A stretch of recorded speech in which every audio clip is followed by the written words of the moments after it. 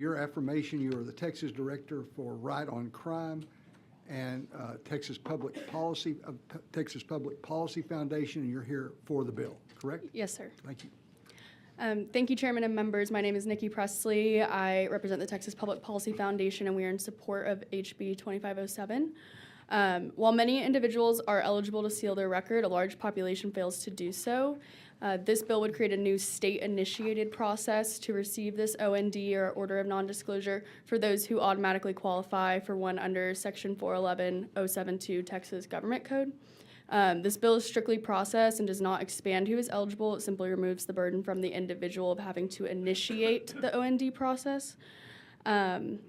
Of note, I do want to point out that ONDs are different from expunctions, as it does not completely destroy the record. Law enforcement, courts, and over 30 agencies can still see that sealed record.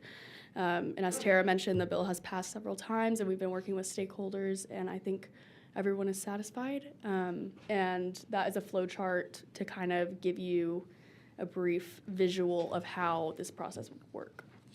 You're the Texas Director for Right on Crime and the testifying also on behalf of Texas Public Policy Foundation. Yes, sir. For the bill, correct? Yes. Good, thanks.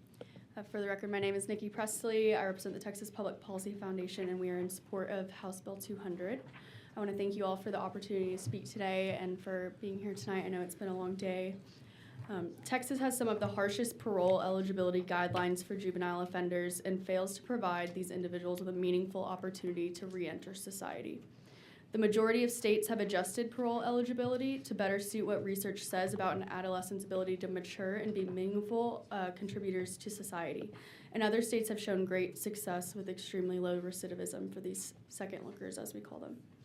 Considering what we know about juveniles having a greater capacity for change as their impulse control goes up and sensation seeking goes down, most young people are likely to be rehabilitated long before their parole eligibility date. Additionally, the parole board is made up of 7 men and women appointed by the governor. While they're tasked with a difficult decision, the board uses research-based parole guidelines and tools to assess an individual's likelihood for successful reentry and also analyzing the potential risk to society.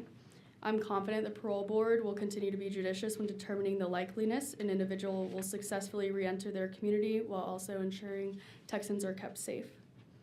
To be clear, the goal is not to provide an escape from punishment, and this change does not mandate the automatic early release of a single individual.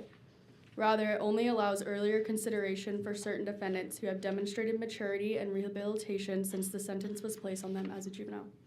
Thank you for your time, and I'm happy to answer questions. Any questions for Ms. Pressley? Thank you for being here. Mr. Jackson, you have testified you have registered on behalf of Texas Public Policy Foundation for the bill, correct? Yes, sir. Okay. Thank you, Chair.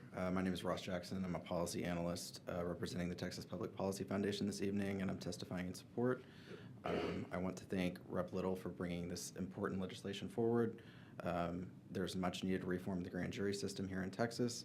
I won't go into too much details because he did a great job laying it out.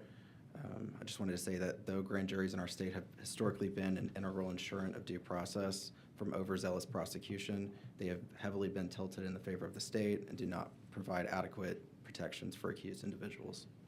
We, the Texas Public Policy Foundation, are supporters of transparency, better access to counsel for witnesses and the accused, and proper checks on the power of the state. This bill would require all statements made by the grand jury and prosecutor, including the examination and testimony, to be recorded. We're very supportive of that.